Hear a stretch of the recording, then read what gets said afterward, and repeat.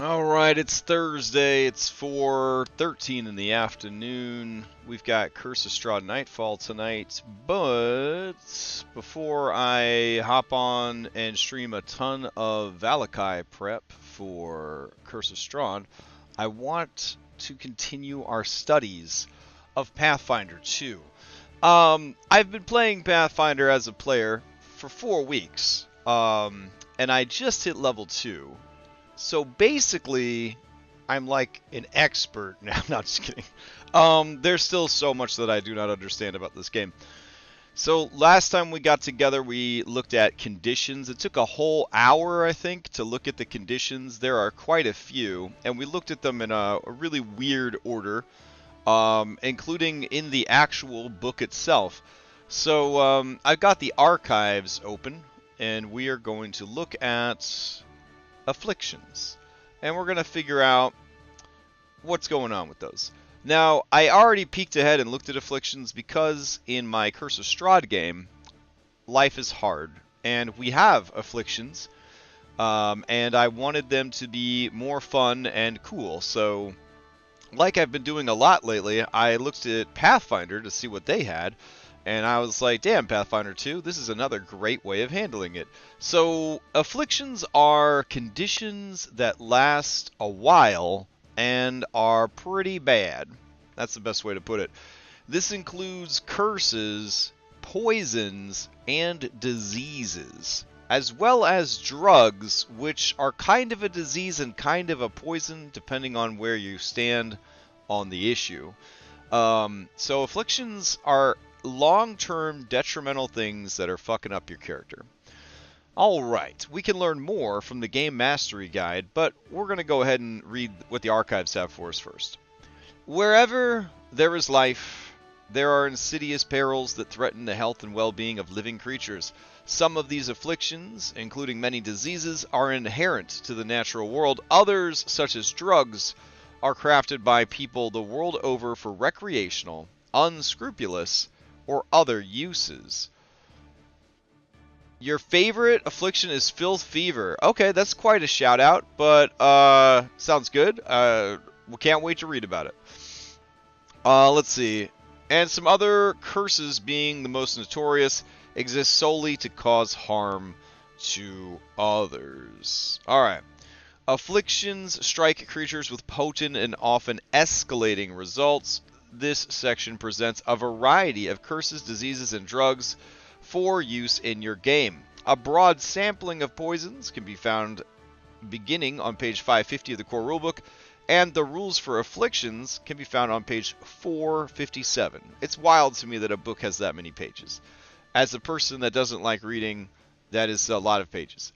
Depending on the tone of the campaign, the GM might want to roll secret saving throws for PCs affected by an affliction. Oh, yeah, baby. This is particularly effective when the affliction is an element with a survival or horror game, or when it's part of a mystery. Hey, what's up, Dom? I'll try not to spoil any of the afflictions that I lifted from here for Curse of Strahd. Curses. A curse is a manifestation of potent ill will. Curses typically have a single effect that takes place upon a failed saving throw and lasts a specified amount of time, or can be removed only by certain actions a character must perform or conditions they must meet. Rarely, curses will have stages. These follow the same rules as afflictions. Curses may come from a malicious action, such as a lich's paralyzing touch, or a spell from an evil spellcaster. Guardians of a tomb or treasure might ward their charge with a curse as protection against thieves. In some rare cases, a curse might manifest as a response to a terrible act, such as a massacre. When using a curse in your game, assign the curse to an item, location, situation, or similar element. Then decide on a trigger for the curse, such as a creature attempting to steal a warded book, destroy a work of art, or slay a specific creature. A curse can even be tied to a specific location, in which case it functions as a simple hazard. Once that trigger occurs, the curse affects the triggering creature or creatures. Each affected creature must attempt a saving throw against the curse. If they fail, they are subject to the effects specified in the curse's effect entry. Alright. I'm not sure if lycanthropy is a curse in Pathfinder 2e, but I know that it is in D&D 5th edition, and I know that most curses are trivialized in D&D 5th edition by the magic system, like all of their gameplay elements, so I am eager to find out if spells can trivialize these things in Pathfinder 2 as well. Alright, then we've got diseases. Exposure to disease can be a hazard, such as when PCs come into contact with a plague-ridden corpse. Such hazards grant XP as a simple hazard of the disease's level. When a disease gives a sickened condition that can't be reduced until it runs its course, that typically means the disease has symptoms such as a difficulty swallowing, loss of appetite, poop in your pants, or nausea that make eating and drinking difficult but not impossible. Despite the condition's prohibition on eating or drinking, a creature can slowly and carefully eat and drink as long as they aren't in an encounter. Interesting. Drugs. Drugs offer short-term benefits with harmful side effects and long-term consequences. These short-term benefits, such as euphoria, draw many to drugs. Or dream pastries. But addiction keeps users hooked long after their first dose. A character can voluntarily fail their initial save against a drug, but for each dose they consume, they must attempt a saving throw against addiction. A disease that represents cravings and withdrawal. How socially responsible to classify addiction as a disease. Addiction is unique to each drug, so a character can be affected by multiple instances of addiction at once. Certain drugs alter how addiction works for that drug, adding the virulent trait to the addiction, limiting the maximum stage a character can reach, or adding additional stages beyond those listed in the base affliction. And then they've got a little warning box. Drugs in your games. Drugs are socially complex, and including them in your game has the potential to make some of your players uncomfortable. Particularly players who have struggled with substance abuse themselves or seen friends and family members go through that struggle. As with any potentially difficult subject matter, you should discuss the role drugs play in your game with players and ensure that all players at the table are comfortable with the material. If they aren't, avoid the topic. If you do include drugs in your game, consider the role they'll play. In some campaigns, drugs might simply be an element of flavor and a tool characters use to reach their goals. In others, the side effects and risk of addiction might be a terrible price to pay. The rules assume something of a middle path where drugs are addictive substances that may provide a short-term benefit but have consequences. To make drugs more accessible in your game, remove some of the more severe stages of addiction. To make them more dangerous, add the virulent trait to the addiction affliction, add more stages with increasingly severe effects, or increase the DC of the save against the addiction by 1 for every use of the drug, decreasing back to normal over time as they stop using the drug. Alright, so that's a lot. That's a lot going on there. Let's see what the Game Mastery Guide has to say about it. I think it says all of the same things, honestly.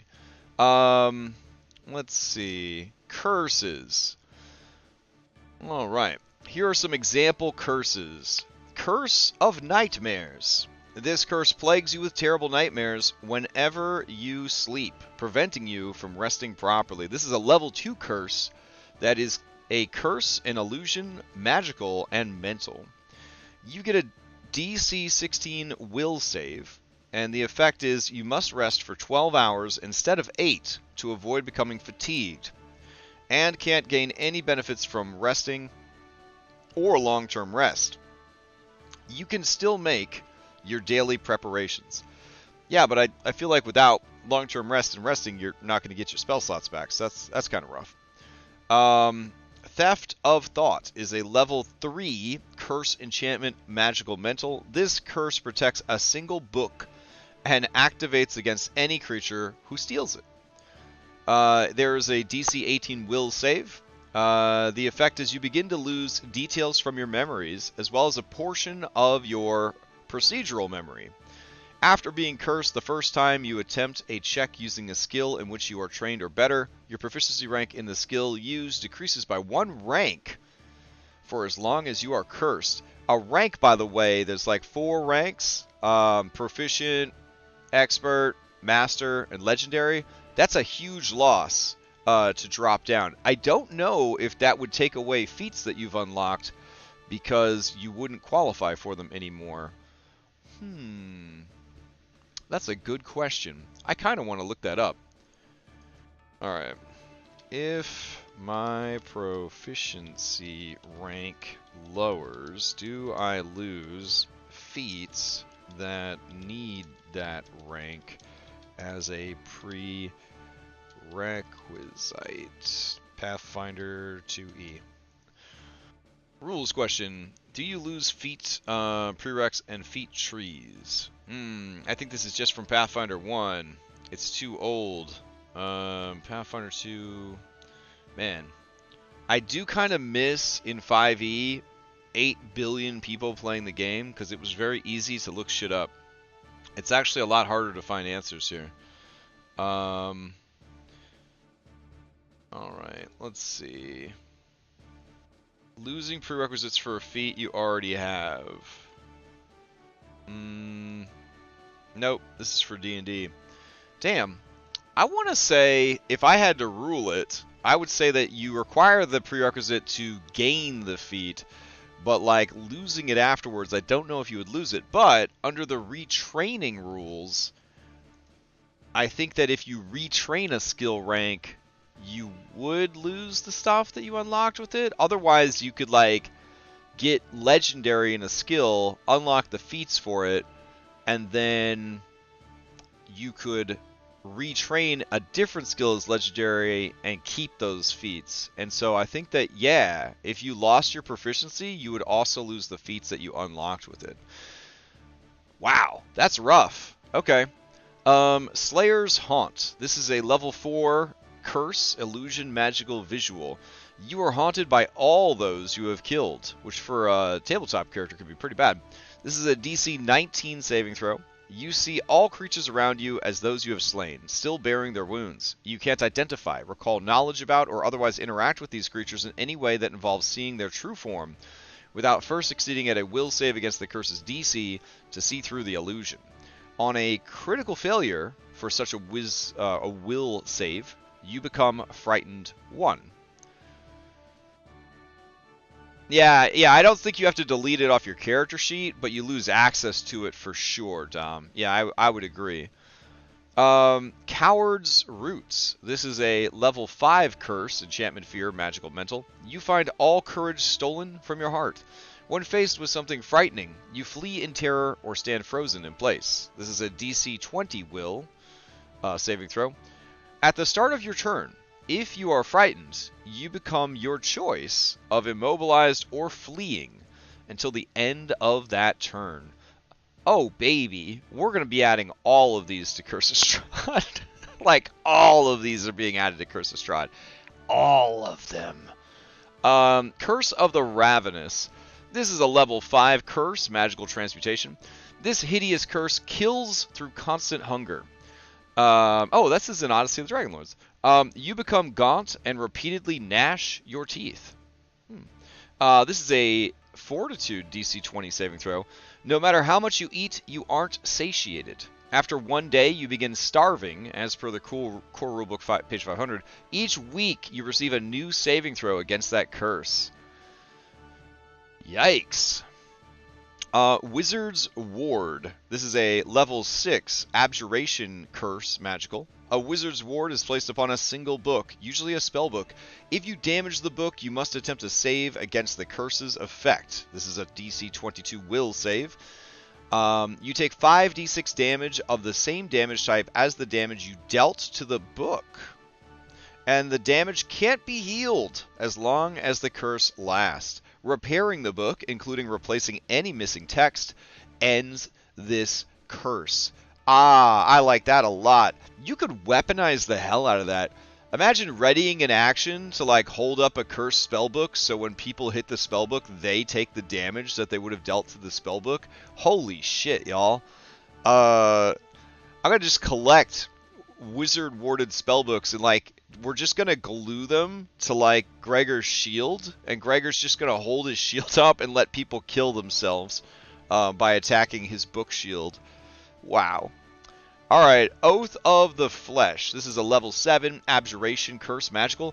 When you swear an oath, you must obey that oath or suffer terrible consequences. This is a DC 23 Fortitude. Each time you make a promise to someone, an ornate symbol representing that promise is magically carved into your flesh. Breaking any of these promises causes the symbol tattoo to grow into a gaping wound, dealing 3d6 slashing damage to you. Damage from the curse can't be healed as long as the curse is still in effect. Oh, baby. Like that. Sellsword's Folly. This is a level 9 curse, emotion, enchantment, magical, mental effect. Even the most experienced combat veteran becomes as reckless as a rookie when suffering from Sellsword's Folly. This is a DC 26 will save. The chaos of combat overwhelms you. Each time you roll initiative for a combat encounter, you must attempt a new saving throw against the curse. On a fail, you become confused for 1 round. By the way, this is not 5th edition D&D confusion where you have a 50% chance of just jerking yourself off. This is like Pathfinder confusion where you go and start killing people. And if you can't kill somebody, you start beating yourself up and you automatically hit yourself. There's no attack roll. Damn. Curse of Slumber. This is a level 11 curse, incapacitation, magical, necromancy, sleep traits. This legendary curse sends you into a sleep indistinguishable from death. It's a Fortitude 28, and the effect is you fall asleep for 1 round, or permanently on a critical failure, dun dun dun, and seem to be dead. A creature must succeed at a DC 30 medicine check to realize that you're alive, and that is of course a secret check. Noise doesn't awaken you, but taking damage gives you a new saving throw against the curse. Oh, baby. Well, it only seems bad if you critically fail. Otherwise, you're just asleep for 1 round. I mean, it's not the end of the world. It's only a DC 28, people, at level 11. Come on. Reviling Earth. This is a level 12 Curse, Death, Magical, Necromancy tags. A reviling Earth curse usually appears across a specific geographical region, such as a rune town, a necromancer's domain, or a similar area. This is a DC 30 Fortitude save. For you 5e people out there, a Fortitude save is basically generated from the best of your Strength or Constitution scores, I believe. Maybe. Question mark. I know that it's like tied to like your class, and as you level up your class, you get better at certain saving throws. But I think that it's tied to stats, but I honestly don't know for sure. Let's see. When you enter an area, you become Doomed 1 or Doomed 2 on a critical failure. Oh, damn. Oh, my. If you recall from Tuesday night, Doomed is a real bad status effect. Oh, my God. Oh, it's just con? It doesn't use your strength? Oh, that's weird. There's some things I wish they had stolen from 4th edition that they didn't, but I'm very quickly realizing that there's not a lot in common with 4th edition, or not nearly as much in common with 4th edition as I thought there was. That's a shame, Dom. That's a shame. Alright, Spirit Anchor. This is a level 13 Curse, Magical, Necromancy, Negative tags. This curse prevents your soul from moving on after death. It's a DC 31 Fortitude. If you die while affected, your spirit is anchored to the material plane, and you become a ghost or other incorporeal undead. Alright, Unending Thirst is a curse level 15, Curse, Transmutation, Magical. This curse kills through dehydration in the same vein as the Curse of the Ravenous, but with deadly speed. It's a DC 32 Fortitude, and you gain no benefit from drinking water or other liquids. and begin suffering from thirst, which is way worse than hunger. Each day, not each week, you receive a new saving throw against the curse. Let's see. Reviled of Nature. This is a level 18 curse, emotion, enchantment, magical, mental. This curse makes the hunter into the hunted, drawing the ire of aminals wherever you go. This is a DC 38 will save. Creatures of the natural world abhor you. Whenever an animal becomes aware of you, it must attempt a will save against the curse. The animal must make a will save. The animal must make a DC 38 will save. On a failure, it attacks you and fights to the death. God damn, these are cool. Alright. You know what? We only got 3 left. Let's just read all of them. I'm kind of curious what the high level one is. A level 19 curse called Thief's Retribution is conjuration, curse, and magical. This punishment causes you to lose something dear to you whenever you rob or steal. If you have nothing to lose, the curse exacts its punishment upon your body instead. This is a DC 13-9 Fortitude saving throw. Each time you steal something, you lose something more valuable. This item is whisked away and it cannot be found again. Typically, this item is one of greater monetary value, but it might be one of greater value in another sense, such as one of greater emotional value, or something you need to complete a task or quest. If you aren't carrying anything of greater value at the time of the theft, you lose one of your limbs instead. One of your limbs instead, taking 10d6 slashing damage and losing the use of that limb. Wow, we need to go back to Odyssey of the Dragon Lords and we need to update all the curses. Oh my god, we were playing softball, baby. Oh wow. This damage cannot be healed, nor can the limb be restored until the stolen item is returned, even through spells like Regenerate. Damn. Alright, here we go. Curse 20. Sword of Anathema. This is a curse divine evocation. Sounds like something right out of an anime. With divine intervention, followers of a deity can bestow this curse upon an enemy of the faith. It is a DC 40 will saving throw. You are marked by the deity invoked as an enemy of the church. You gain weakness 10 to damage dealt by worshippers of that deity. Okay. That's kind of bad, I guess. I feel like, yeah, that'd be pretty bad. And then finally, Grave Curse. This varies in level. It is a curse, necromancy magical. A grave curse punishes you from stealing from a tomb or other resting place. This is a will saving throw with the high spell DC for a monster of its level. See page 65 of the Game Master's Guide for more info on that, baby. You are hounded by undead creatures of the same level as the curse. Every night, you must attempt a DC 15 flat check, which is a percentile roll. On a failure, an incorporeal undead manifests to hassle and harry you throughout the night, retreating before it can take much damage, and often preventing you from gaining a full night's rest. Whenever you enter a graveyard or other area where bodies are buried, you must succeed at the same flat check, or a body animates as a corporeal undead, like a skeleton or zombie, to attack you. These undead are temporary and exist only to harass you. If you take control of the undead, move on, or otherwise avoid their attacks, incorporeal undead discorporate, and corporeal undead collapse into ordinary corpses. The curse can be removed by returning the stolen items to their resting place. Oh my goodness. Alrighty, these are fantastic, and I feel so much pity in my heart for my 5th edition D&D players because I have already transcribed these in my mind into 5th edition curses, and it ain't called Curse of Strahd for nothing, baby. There's going to be a lot of curses. Alright, let's take a look at these diseases. There was a shout out for Filth Fever.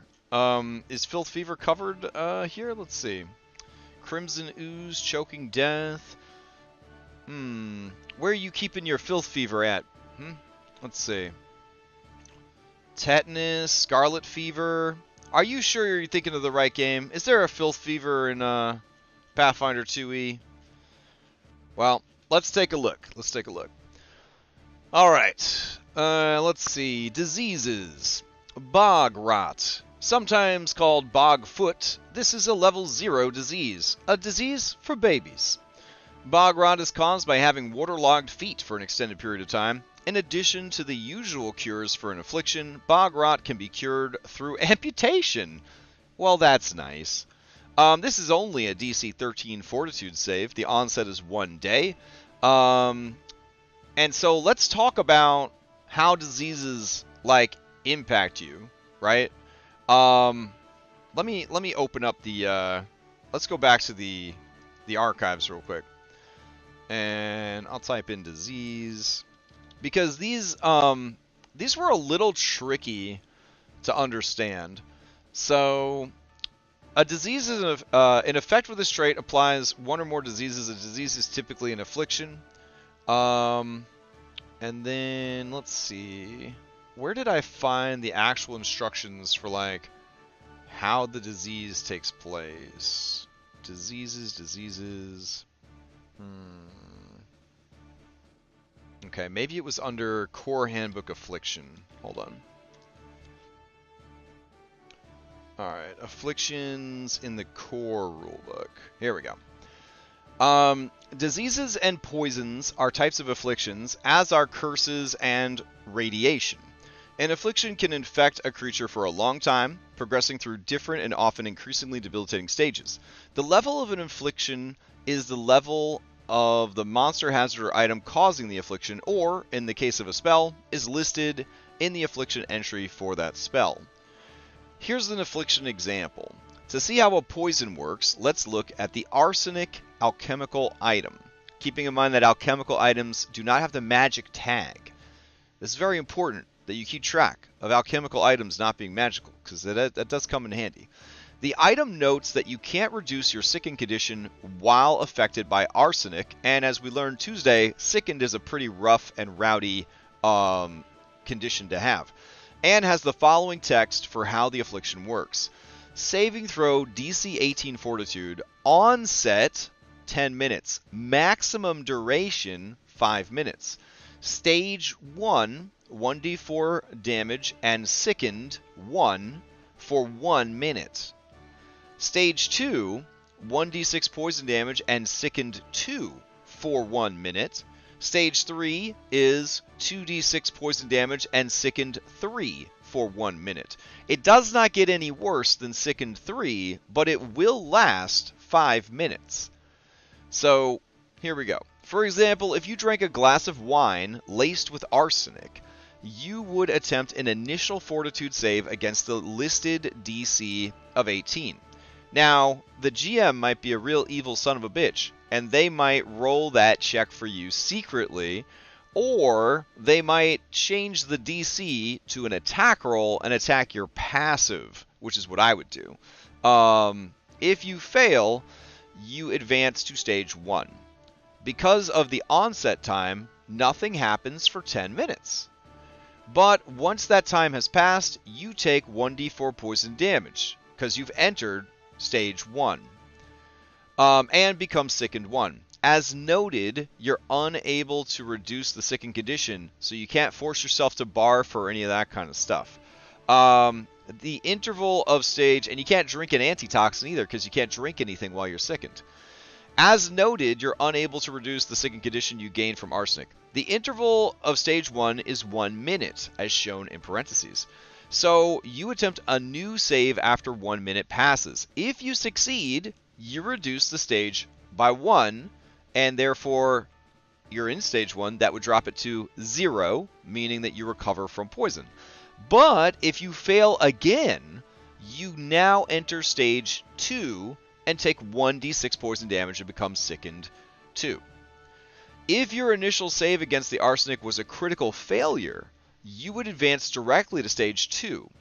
After the 10-minute onset time, you would take 1d6 damage and become sickened 2. You just jump right into stage 2. Succeeding at your second save would then reduce the stage by 1 back to stage 1. So you're on this like sliding scale, right? You're sliding back And fourth, you'd only take 1d4 poison damage for that stage, and you'd be sickened 1. Failing the second save would increase by 1 again, and that would actually take you to stage 2. If you reach, or sorry, to stage 3 if you were in stage 2. You get the idea. You're progressing up and down on like a numbers line here. If you reach stage 3 of the poison, either by failing while at stage 2 or critically failing while at stage 1, you take 2d6 poison damage and become sickened 3. If you failed or critically failed your saving throw while at stage 3, you would repeat the effects of stage 3. And this will go on for 5 minutes. Since the poison has a maximum duration of 5 minutes, you recover from it once 5 minutes has passed, no matter which stage you are at. So walk through this with me, okay? If you got it here, let's see. We're just gonna draw right on the screen. All right. Okay. Let's get the marker out. So you drink some poison. Okay, it's in this poison chalice. It's poison, it's bad. You fail your saving throw, but you don't know about it. 10 minutes later, you're in stage 1. Alright, so stage 1. And that's going to be 1d4 damage. Alright, now you're like, oh shit, what's wrong with me? Was it something I drank 10 minutes ago? I'm poisoned. So then, you, like, can't drink a healing potion, you can't drink an antidote because you got sickened 1, you're trying to barf, you can't get rid of it. The person in the party with medicine, they're trying to figure out what's wrong, they're figuring out that you got arsenic poisoning, they're trying their best to cure you of this arsenic poisoning because they know you don't have much time left. But a whole minute goes by for some reason, alright? And then, after that minute goes by, you make another saving throw. If you succeed, then stage 1 turns into stage 0, and you are cured. Okay? And then that's good. You're happy. You're cured. But if you fail, now you go to stage 2, and in stage 2, you're going to take 1d6 damage and be sickened 2, which is even worse. So time goes by, and another minute passes because no one's able to help you. It's like trying to put Layla out when she's on fire in Red-Handed Doom. Like, you just can't make it happen. So now you have to make another save. If you pass, you would go back to stage 1 and take 1d4 poison damage and have sickened 1 for the next minute that you can't get rid of. If you critically succeeded, you would actually go to stage 1 and then go to stage 0 and be cured. Because it goes 2 stages on a crit success or 2 stages on a crit failure.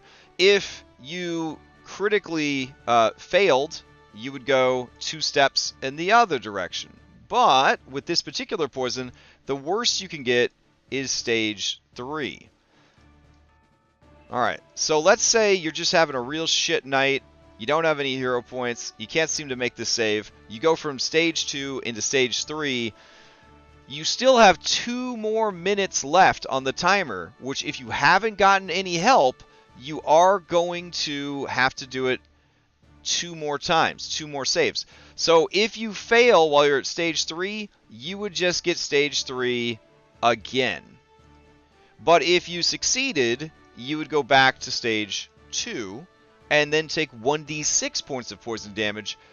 It's real bad, okay? Because now on the final save of the last minute of the poison, you make another save, and if you succeed, you still only go down to stage 1, taking a d4, or you travel back up to stage 3. So you're just constantly riding this wave of like how bad the affliction is, going up and down and up and down.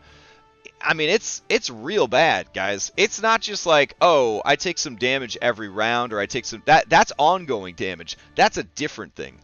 Being poisoned, being diseased, these things are real bad. That's why afflictions are kind of stored in their own section that is not conditions. Yikes. Alright. If your initial save was a critical failure, blah, blah. If you reach stage 3, blah, blah, blah, since the poison. Alright, so we covered all of that. And now we kind of understand what's going on. So let's go back to the book and look at these diseases.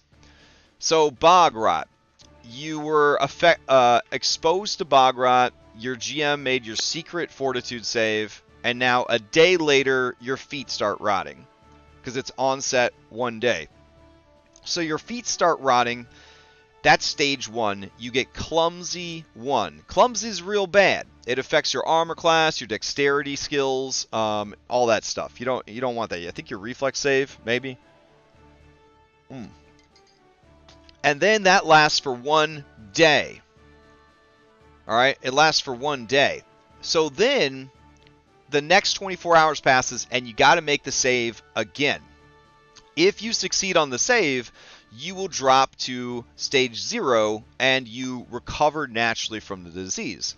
But if you fail, you will advance to stage 2, which is now you have clumsy 1 and a negative 5-foot speed penalty, keeping in mind that average speed is only 25 feet in Pathfinder, and that's real bad. And then it just rinses and repeats. After another day, you have to make another fortitude saving throw.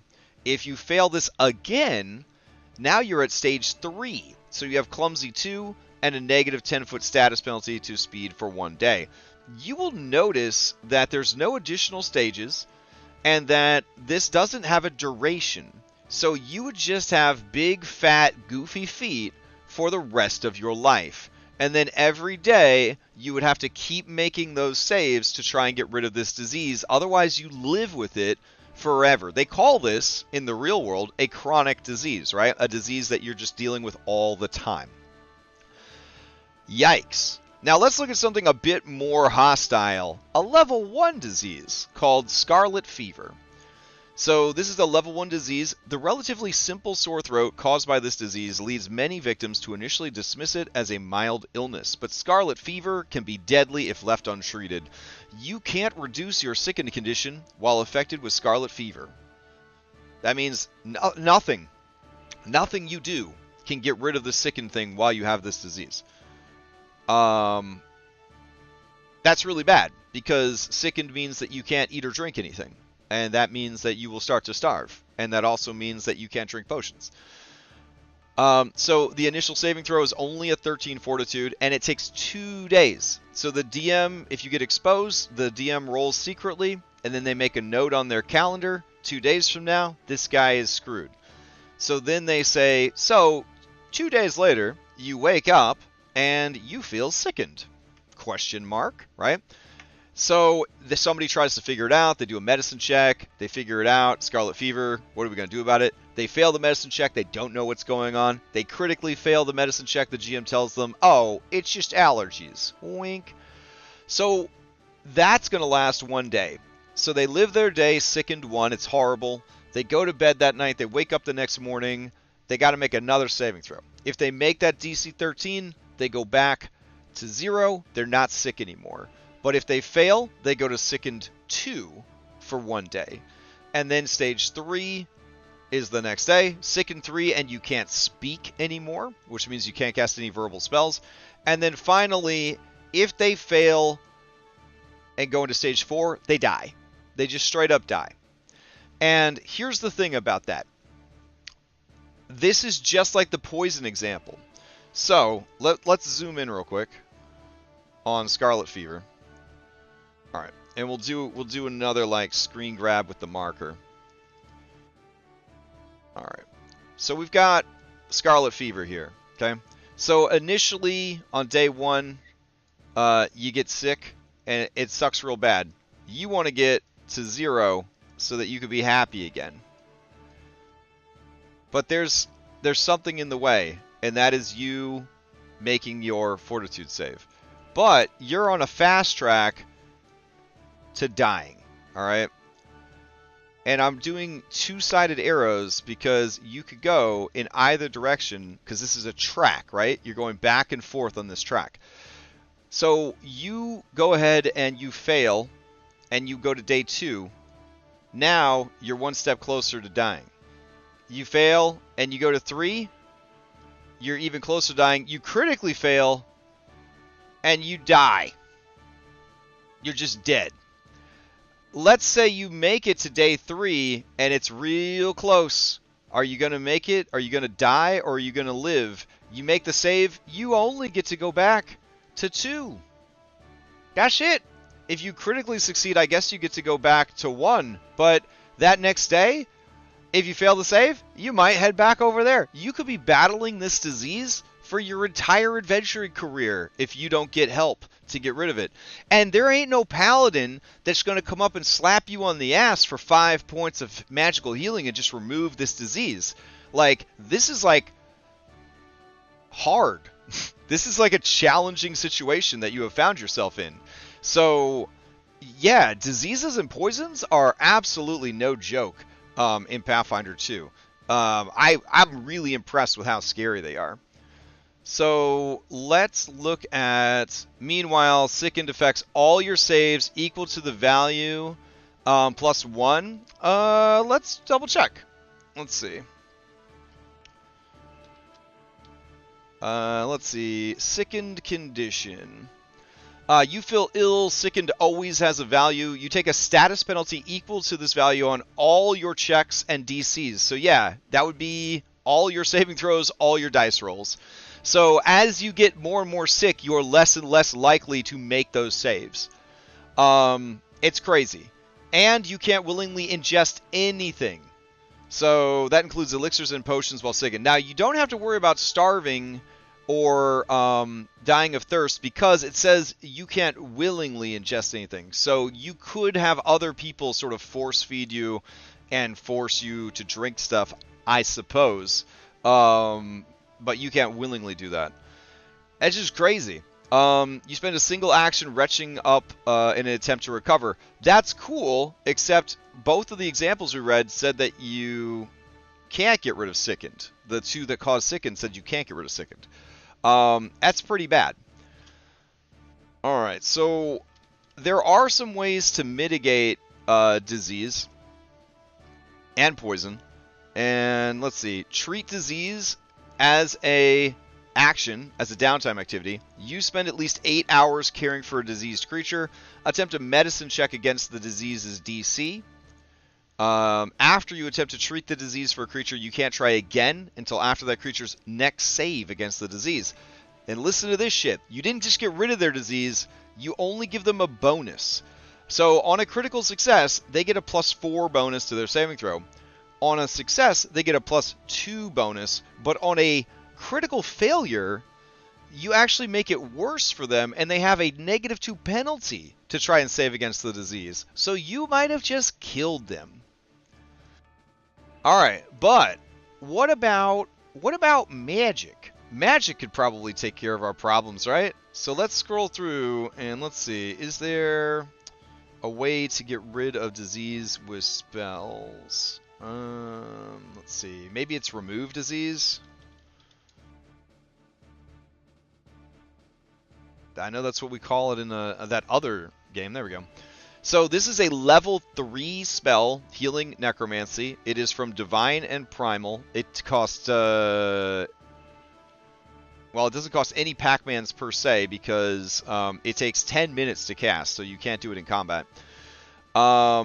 You touch one target. Healing magic purges disease from a creature's body. You attempt to, get ready, counteract one disease afflicting a target.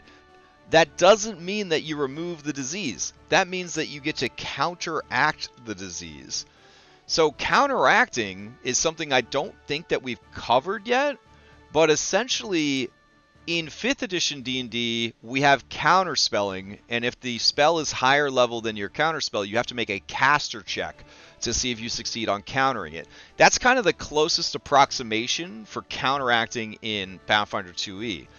Some effects try to counteract spells, afflictions, conditions, or other effects. Counteract checks compare the power of 2 forces and determine which defeats the other. Successfully counteracting an effect ends it unless noted otherwise. When attempting to counteract something with a check, add the relevant skill modifier or other appropriate modifier to your check against the target's DC. If you're counteracting an affliction, the DC is the affliction's stat block. Is in its stat block. If it's a spell, use the other caster's DC.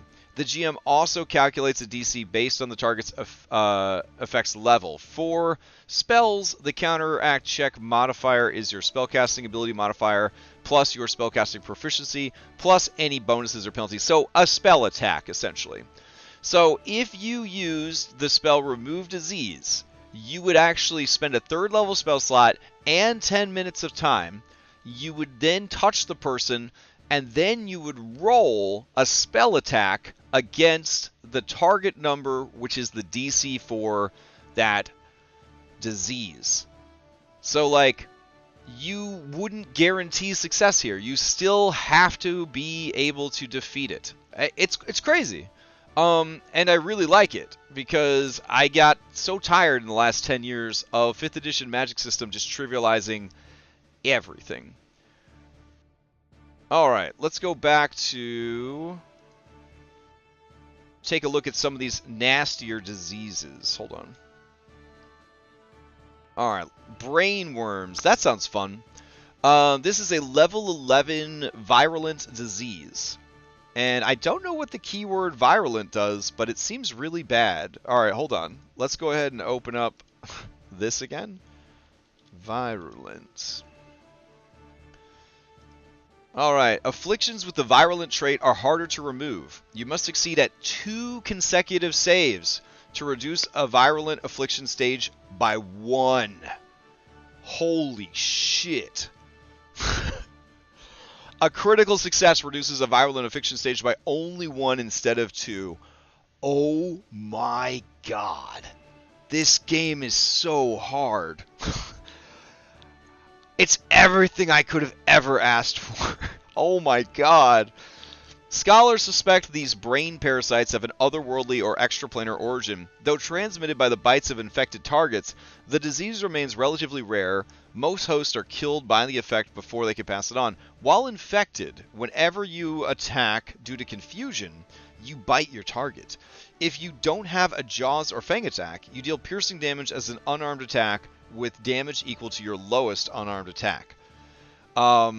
This is a DC 18 Fortitude. It takes 1 day for the brain worms to start growing in your body. Stage 1, you gain Stupefied 2 as your brain starts to melt.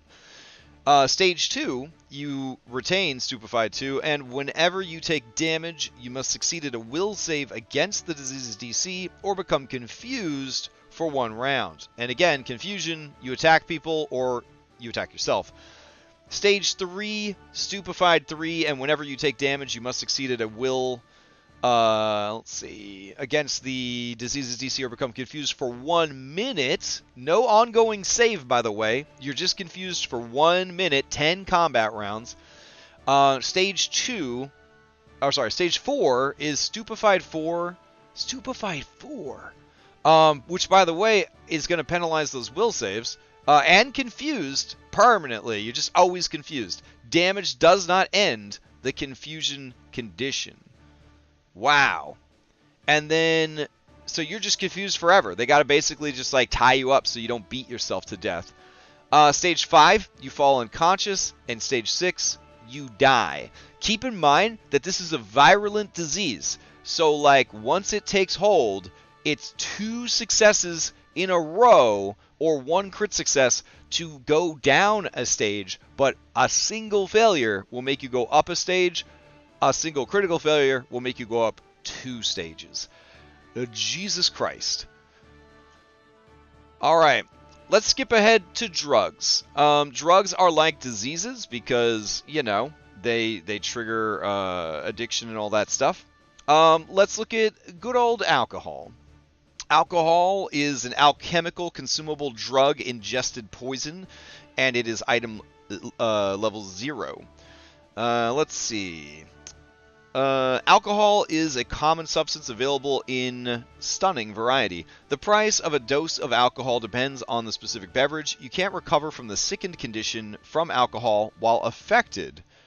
I feel like you can barf when you're drunk pretty easily, but okay. If you fail a saving throw against alcohol other than initial saves, the affliction stage doesn't increase. The only way to increase the stage of alcohol's affliction is to consume more alcohol. Okay. So it's a DC 12, and you can fail this on purpose. That's one of the things about drugs, is you can fail the initial save on purpose. After you drink some alcohol, 10 minutes later, you can get a +1 item bonus to saving throws against fear that will last for 10 minutes. If you keep drinking while at stage 1, you enter stage 2, which is flat-footed, meaning that's pretty bad, -2 to your AC, everybody can hit you easily. You get a +1 item bonus to saving throws against fear effects for 10 minutes. That doesn't stack, so it feels like getting to stage 2 is probably not something that you want. Stage 3, you get Clumsy 1 and Flat-Footed, which I think is a total -3 penalty to your armor class, when you think about it. Stupefied 2 for 10 minutes. Stage 4 is Clumsy 2 and Sickened 2. Stage 5 is Clumsy 2, Sickened 2, and Stupefied 2.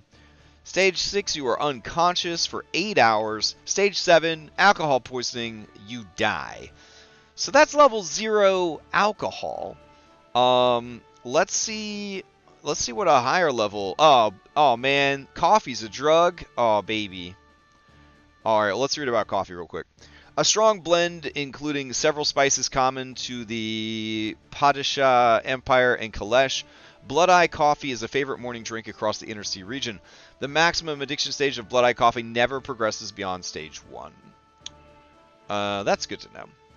Let's see. It's a saving throw 14. You could fail it on purpose if you want. Stage 1, you get a +1 item bonus to AC and saves to which you are taking penalties caused by the fatigued condition. And there's no actual bad things about stage 1 coffee, and it lasts for 8 hours. I feel like you should just drink coffee every day. That sounds amazing. As I drink my coffee. Stage 2, you will get stupefied for 1 hour, and stage 3, you can't recover from fatigue for 1 day, after which the drug ends. Awesome. Okay. Let's see. Let's skip down to a nasty one. Oh, it only goes up to level 8? Alright. So, a level 8 drug is Scour. This is an uncommon alchemical consumable drug that's ingested, inhaled, and it's a poison. It costs 80 gold pieces to get your hands on 1 dose of this bad boy, and it costs 1 Pac-Man to use. This gritty powder improves responsiveness but suppresses thoughts and leaves you weakened. The saving throw for addiction to Scour is a DC 30, and it is a virulent addiction. The saving throw is DC 25 Fortitude. You can fail it on purpose because drugs. It takes 1 hour to take effect, and it will last up to 6 hours. You gain Stupefied 2, but a +2 item bonus to your reflex saves and dex-based skill checks. Sounds like meth. And that lasts for 1 hour. But in stage 2, you would then be fatigued for 1 hour. And then in stage 3, you would be drained 2 and fatigued 1 hour. Amazing. Alright, so hopefully now, after looking over some diseases, drugs, poisons, and curses, everybody has a better idea of the complexities and the power of Pathfinder 2e Afflictions. Alright, that is going to close the book on Afflictions. I am going to take a little break, and then I will be back to do a bunch of Curse of Strahd prep. I'm going to try to do like an extra hour of prep tonight, I think. Really want to knock out Valakai. My Saturday group is actually at the gates of Valakai right now, so I don't want to be rushing around on Saturday trying to get it done, hoping to just get the whole town knocked out tonight. So I'll be back from like 6 to 8, and then I'm running a game at 8 o'clock. Dom Odyssey will be the player streamer for that if you want to watch it live. Otherwise, look for the VOD on Monday on YouTube's. Alright, thank you everybody for hanging out, and I'll see you next time.